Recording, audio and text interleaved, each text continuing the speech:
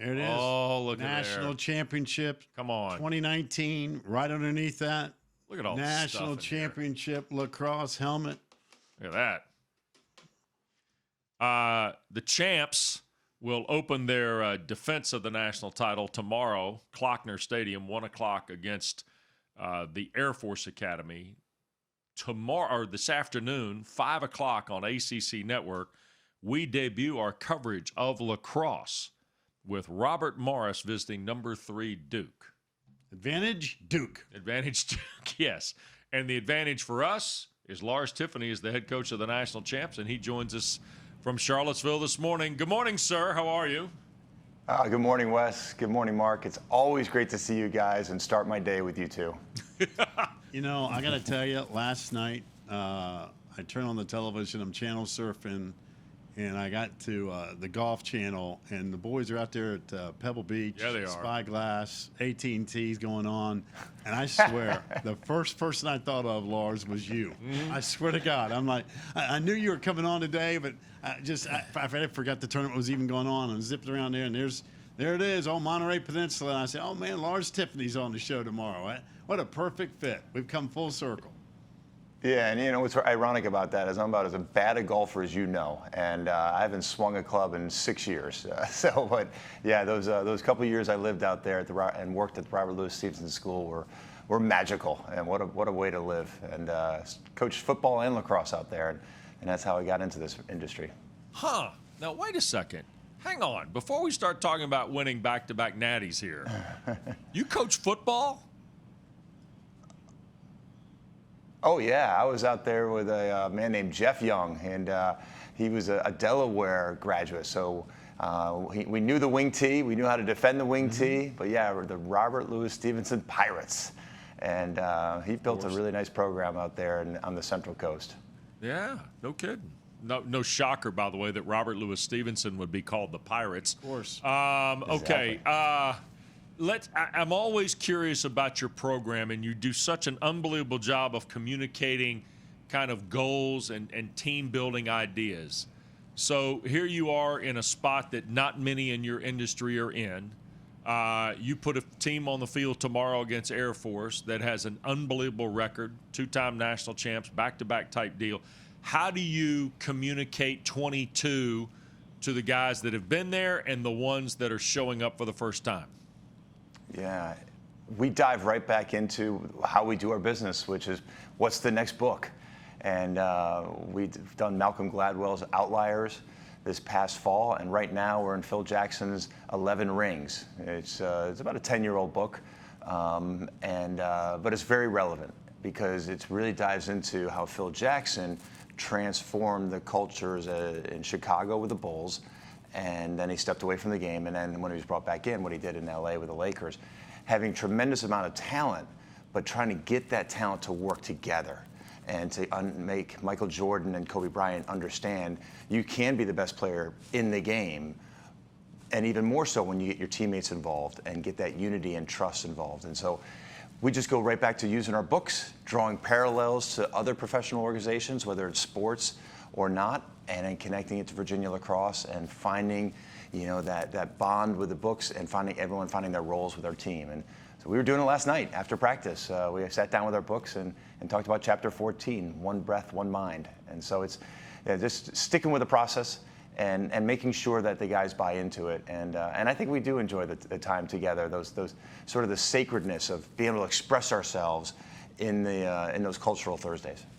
Lars, when you read, this is a totally offbeat question, but when you read, are you a highlighter guy? Are you one of those guys that runs across a passage and just whoosh, or is it just one of those, hey, you know what, I memorized that thing, I'm good to go? How do you handle that? Because I know you read vociferously. I mean, you're all over this. Yeah, I'm a dog ear guy. I dog ear it, and then what I've started doing the last 5-6 years is I go back when I'm done with a book, and I type up all my dog ear quotes, and then I've got it. And so the hope here is I'm going to come up with about 8 to 10 good books, and then just keep cycling through them, And so no player gets the same book twice. But yeah, so I like to go through and so almost like doing a book report, at age 50 something, doing my book report and going through and maintaining those quotes that I think are so pertinent to our program here. Okay, so this team, every team's different, right? That's the one thing we do know from successful coaches who talk to us about, the road to championships. However, one of the constants will be Colin Schellenberger.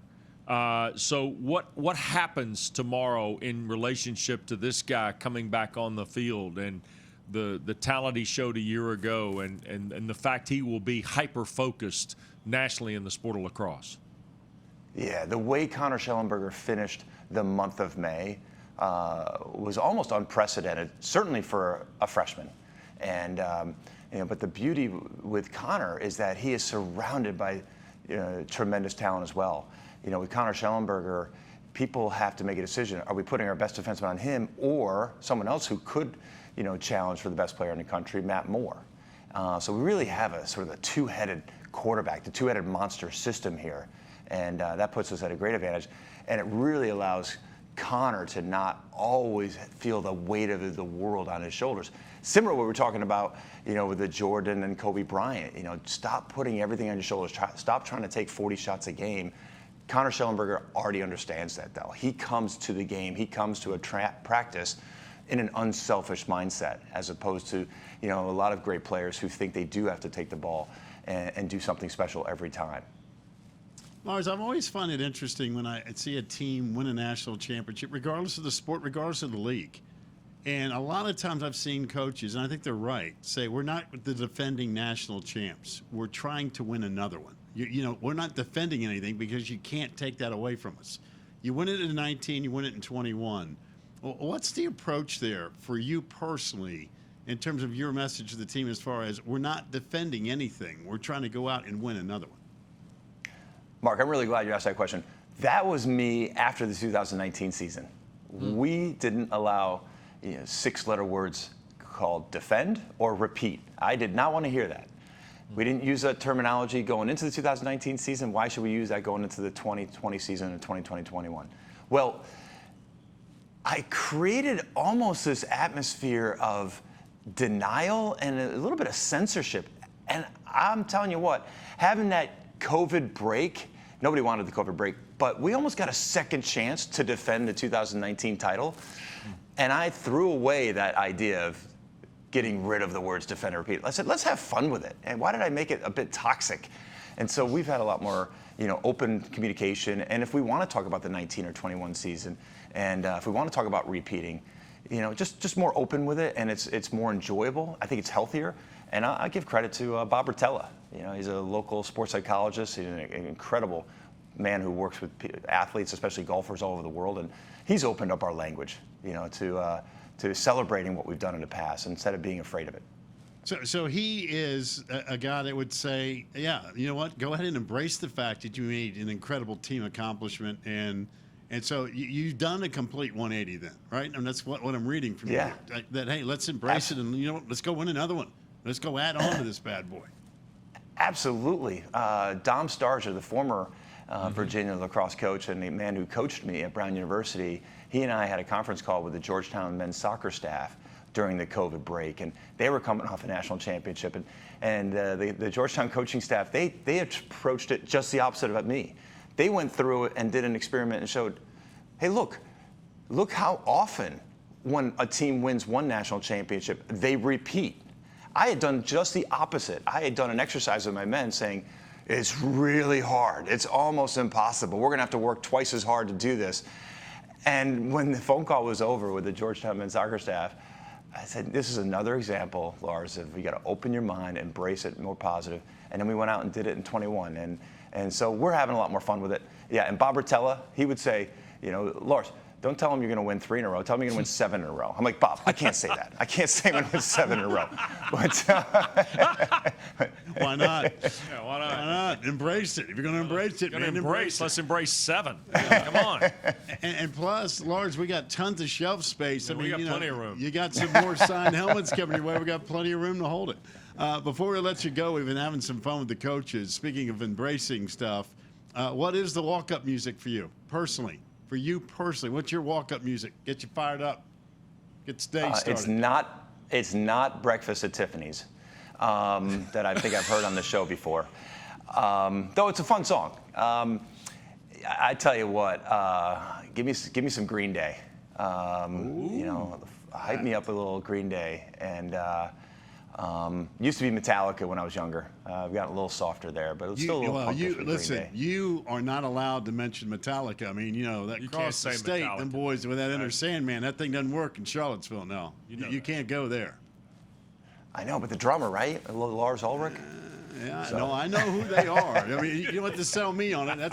That's my dog walking music in the morning. But Green Day works. Because the next time you're on, because you're going to be on, we're going to have everybody's going to have get their walk-up music we're on the gonna do show. that.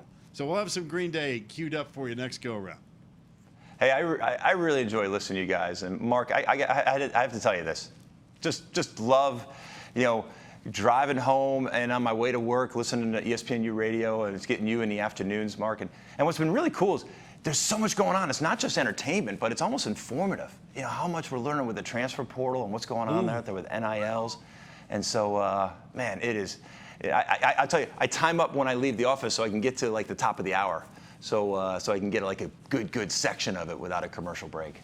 Let me tell you something. If I make a change with my agent, you may be the first guy I call. I like the way you're thinking in the afternoons. I do. I think that's good. We wish you the best, man. Hey, Lars, good luck tomorrow. Thank you, Wes. Thank you, Mark.